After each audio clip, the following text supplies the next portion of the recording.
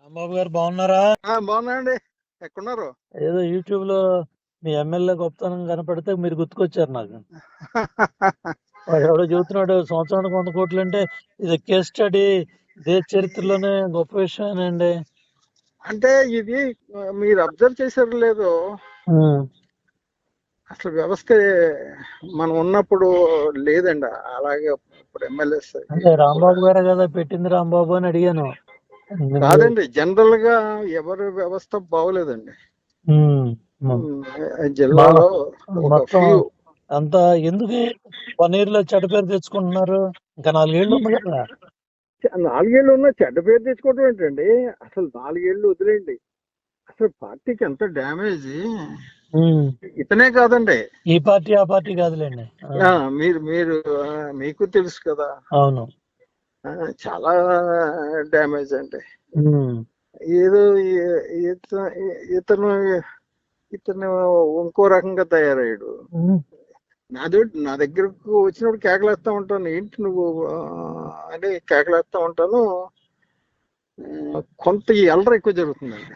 యాక్చువల్గా కొద్దిమంది అంటే అంటారు. ఉమా గారు ఎక్కడున్నారండి? నేను రాజమండ్రిలో కేసు ఉంటే కోర్టులోకి వచ్చాను. రాంబాబు గారు ఎట్లా ఉన్నారు ఏంటి యూట్యూబ్ లో చూసి ఆశ్చర్యం వేసి రాంబాబు గారు చేయండి అన్నారు. అంటే ఆ రోజు మీరున్న కష్టపడి తీసుకొచ్చి పెట్టారు, మన రాంబాబు గారు అవునా? చేశారు, అవునండి. మడి అని కూడా మనం ఒప్పించాం, మీరు కూడా ఒక అడిగేసి తగ్గి అందరినీ కలుపుకొని గెలిపించారు, ఎంత బాధపడుతున్నారని ఫోన్ చేశారు. అవునండి. కొద్దిగా ఇబ్బందిగానే ఉంది. పిల్లల కోసం పనిచేసిన వాళ్ళు కదా, మీరు సంపాదించుకోవాలంటే ఈ 10 కోట్లు 20 కోట్లు ఇల్లు కట్టగలరు కదా అక్కడ. కాదండి. అసలు ఈయన చంద్రబాబు నాయుడు గారు ఫోన్ చేశారండి పార్టీలోకి, మీలాంటి వాళ్ళు పార్టీలో రావాలని. అవునవును. అవునండి, కొద్దిగా ఇబ్బంది ఉంది, తప్పకుండా మీకే చేస్తాను బై ఎలక్షన్ అంతా కూడా. నాకు ఎందుకంటే గుర్తు ఆ రోజు రాంబాబు మీ దగ్గర తీసుకొచ్చాడు, అందరం కలిసి కూర్చున్నాం, మడి ఏంటి అదే అదే, అందుకని గుర్తుకొచ్చి పాపం అయినట్టున్నాడు అని చేశాను. అవునండి. కలుద్దాం. మీరు ఫోన్ చేసినప్పుడు కూడా నేను చేసి పెట్టాను కదండి. అవునవును చెప్పాను నాకు. మీరు ఫోన్ చేసినప్పుడు గుర్తుంది. అదేం చేశారు ఈ ఎదవా ఎవడండి, ఆ సోంబాబు అన్నవాడు. అవును. ఆడు నేను ₹1,00,00,000 తీసుకున్నాను పెట్టాడు. అవన్నీ పట్టించుకో. ఆడు జైల్లోకి వెళ్ళిపోతామంటే కాపాడినోడు నేనండి. అవును తెలుసు, నాకు అన్ని తెలుసు. ఎదవలు పట్టించుకోమండి. ఇబ్బందిగానే ఉంది. పిల్లల కోసం పనిచేసిన వాళ్ళు కదా, మీరు సంపాదించుకోవాలంటే ఈ 10 కోట్లు 20 కోట్లు ఇల్లు కట్టగలరు కదా అక్కడ. కాదండి. అసలు మాది ఉన్నదే మేము దానం చేసామండి. అదే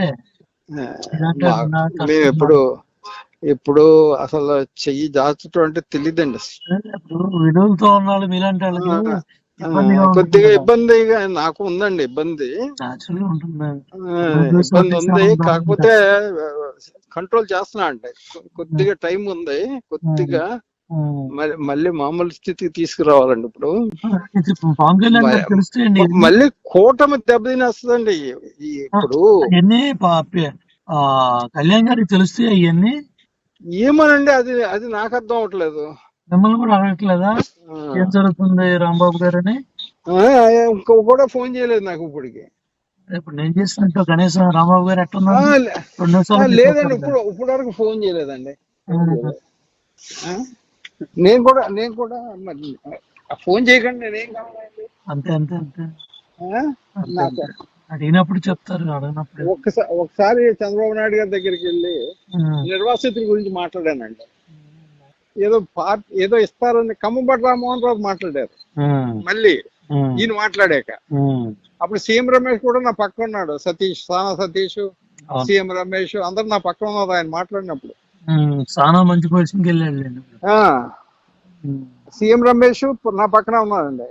సీఎం అమిత్ షా పక్కన ఉన్నాడు, సీఎం రమేష్, సానా సతీష్ లోకేష్ బాబు పక్కన ఉన్నాడు.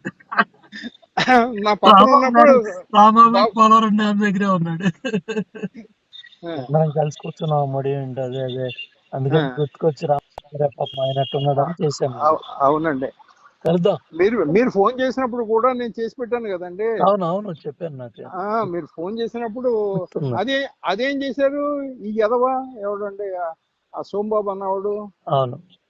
ఆడు నేను ₹1 తీసుకున్నాను పెట్టాడు. అవన్నీ పట్టించుకో. ఆడు జైల్లోకి వెళ్ళిపోతామంటే కాపాడినోడు నేనండి. అవును తెలుసు నాకు, అన్ని తెలుసు. ఎదవలు పట్టించుకోమన్నా ఇలా పంపిస్తాం. కలుద్దాం.